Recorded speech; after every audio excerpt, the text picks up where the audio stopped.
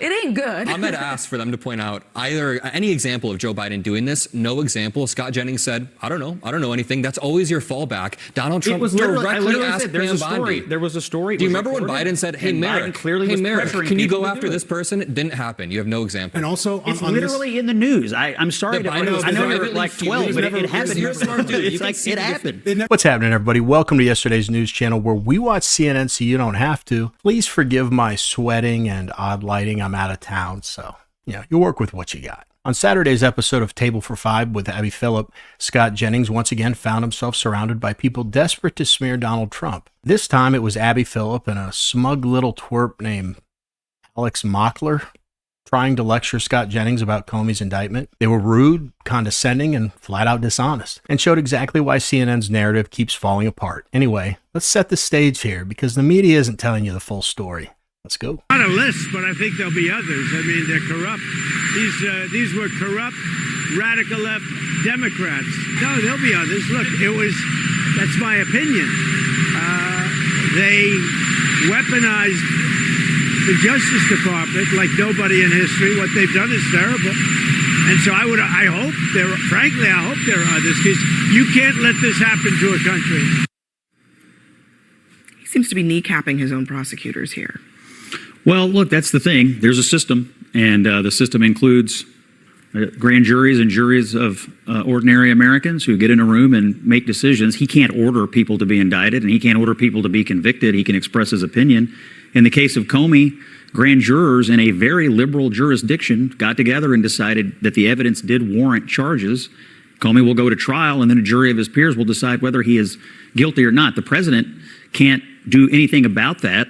He can make commentary on it. I'm not sure if it's wise or not wise to do that, or if it will matter at all. But ultimately, I'll just say what Jim Comey said when Donald Trump was indicted. It's a good day for the rule of law because we have a system, and the system is in place, and the system is working as it was designed, with average, ordinary Americans making decisions about how our laws will be enforced.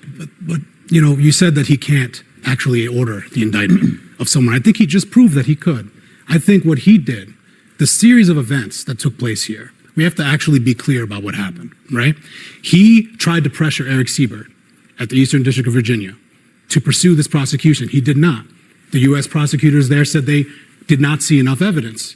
So he forces him out. He publicly declares to Pam Bondi, you need to target these political enemies, specifically labeling James Comey. And then, right after that, installs Lindsay Halligan, a former insurance lawyer with no prosecutorial experience, to go in there, and then within days, Comey's indicted. Even after rank and file prosecutors, they gave her a declination memo that said, this is why we don't think there's enough evidence. So I don't think this is just the process playing out. I think this is Donald Trump explicitly abusing his power and directing a prosecution of a political enemy. You said we have to be very clear about what happened. And then you left out the most critical part, where a prosecutor has to go into a grand jury, present the evidence, and make the case why charges are warranted. And the grand jury has to agree with that. In this case, they did. Now, I don't know if he'll be convicted or not, but you can't leave out and deny that there's a critical step where average, ordinary Americans get put in a room and they ultimately have to decide, does a case go or does it not go? And then they will decide whether you're guilty or whether you're not guilty. That is an important part of the process that he cannot really alter or change. Just worth noting, I mean, two things. One, there was a third charge that the grand jury said no to. Mm-hmm. But also, I mean, this is, you probably will hear a lot about this as this proceeds. Probable cause is what you need to get a charge, which is a very low bar. Beyond a reasonable doubt is what you need to actually convict. But to Alyssa's point, that may not be the point of the message that's being sent here. Yeah, Donald Trump has done this with a few people. He directly calls out their name online on his Truth Social, and then within days, you see them either targeted, their show gets pulled off, they get indicted. And when it comes to Eric Siebert, you can sit here and argue that, Trump had nothing to do with this, but it's so clear that he was putting his thumb on the scale when he fired Eric Siebert, and then, 6 days before the statute of limitations are up, this new federal prosecutor is rushing this through. And I agree, we should let the process play out. It's fine to let it go through a grand jury, but can you at least concede that Trump was putting his thumb on the scale when he posted Comey's name, 4 days before Comey was indicted? I don't think anyone is disputing that he thinks James Comey Did he put his thumb on the scale, is a bad person who deserves to be investigated, and if a grand jury so chooses, Did Trump put his indicted. thumb on the scale, though? He has never denied that. He's been very clear about it, has he not? Isn't this all just kind of exhausting for the American public? Like, Trump did run on we shouldn't weaponize the DOJ. It's exhausting now.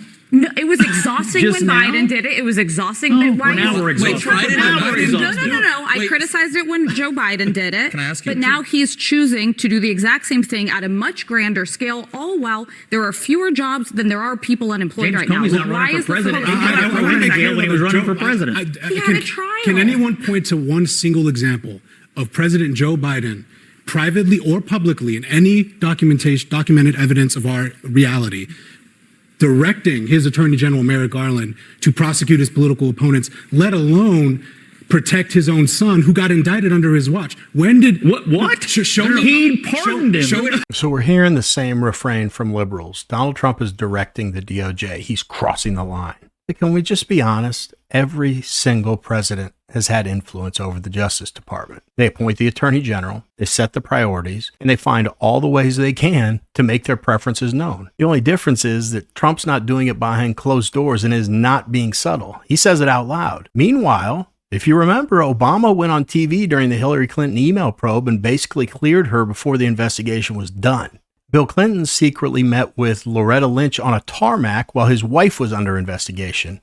And JFK literally made his own brother the Attorney General. So can we stop pretending Trump invented this? The only reason these idiots are calling this a constitutional crisis, which we hear all the time from them, is because Trump is honest enough to say the quiet part out loud. Back to it. Show me the answer to when did he direct Merrick Garland to prosecute Donald Trump? I want to hear an answer to that. He publicly, in a Politico story, was reported to have been fuming to anyone who would listen that Merrick Garland was not moving fast enough. Did he tell Wait, Merrick he Garland? publicly was fuming privately? Is that what you said right was there? he's asked for a Did he evidence tell of it. He Merrick? was in a Politico story. There was reporting on it. Did he tell Merrick Garland? I don't know what he did. Prosecute. Oh, here we go. These specific people. And by the way, I don't know but a I know living he was pissed Democrat at who us. thinks Hold on, Merrick wait. Garland. Actually, I think this is super important. So are you suggesting that because Joe Biden was angry about something but didn't express it to Merrick Garland, that constitutes You don't know pressure whether on he Merrick did or he Garland? didn't, but I know it was put No, in but a do you story. know- but do you know? This is what you guys just said. He says things out I mean, loud. Scott, Joe Scott. Biden said things out Scott, loud or had it I think reported in a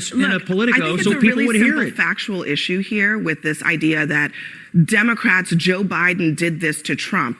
I didn't bring up Joe where's Biden. I'm not the person I who know, rejected but this. listen, where's the proof? Don't we need No, and to proof be honest, that I actually think happened? we either need to agree that weaponizing the DOJ against political adversaries is bad or it's not. I think it's bad regardless of who's doing it. I think that Donald Trump ran on not doing it, and he is directly Are doing you sure it here. Comey is not guilty? No, and I'm not prejudging that. I've talked about this extensively on air. If there is any wrongdoing, It's bad for Trump to place pressure I to think indict that him. putting what looks Yes. like a DM to your attorney Yes, general that's- on Truth Social and being like, you only got a few days, And it's can I not just point good. out- It ain't good. I'm going to ask for them to point out either any example of Joe Biden doing this. No example. Scott Jennings said, I don't know anything. That's always your fallback. Donald Trump It was literally, I directly literally asked said, there's a Pam story. Bondi. There was a story. Do you it was remember when reported, Biden said, hey, and Merrick, Biden clearly was pressuring can you people go to after do this it. person? It didn't happen. You have no example. And also It's on this, literally in the news. I'm sorry The to Biden was I know you're privately like 12, fuming. but Never- it happened. You're a smart dude. You It's can like see it the happened. it was never reported. And also, It was reported. No, it was never reported that he told Merrick Garland to indict. And That was Scott- never reported. We know that. And also, I just Is have that to what say, the reporting said or not? Yes, No, there the was a reporting said that story. the reporting said that he told The Merrick point Garland of the that. story was that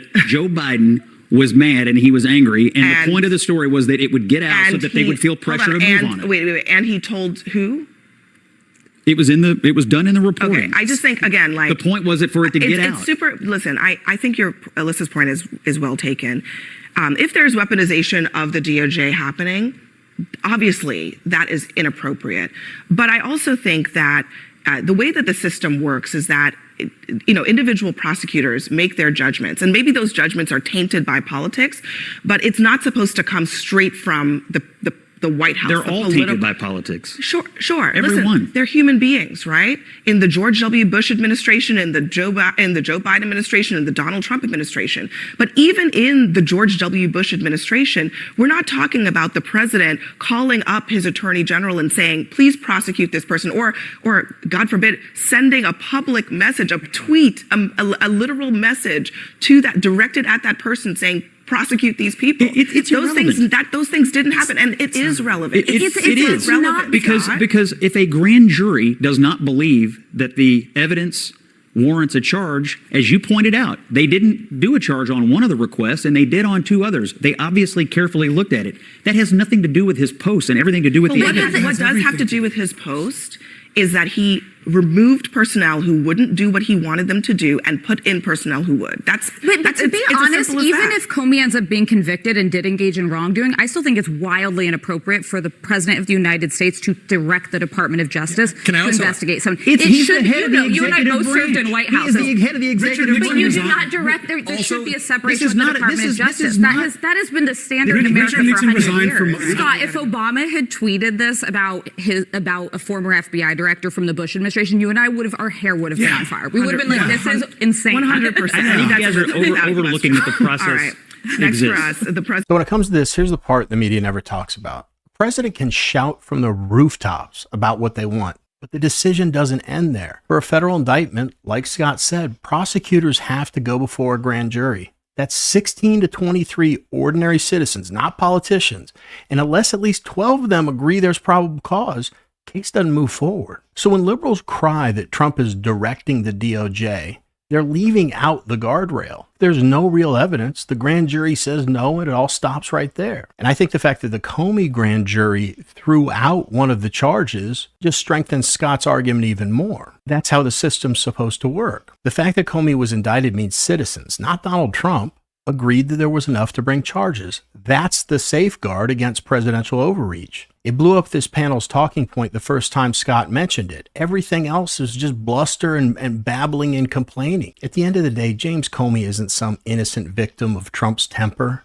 He made choices, from the Clinton email probe to the Steele dossier to leaking memos, that left a lot of Americans questioning his integrity. Reasonable people, not these people with the exception of Scott, can debate whether those decisions were criminal or just bad judgment. But here's the truth. A grand jury of citizens looked at the evidence and said there's probable cause. It's not Trump overstepping. That's the system working the way it's supposed to. What do you guys think? I mean, do you agree with me? Comey's indictment is justified, or do you see it as political payback? And more importantly, do you all think presidents should have any influence over the DOJ, or should it be completely independent? Let me know in the comments. Anyway, that's it for this video. No announcements today. As always, thank you guys for your support. Put God first. See you guys.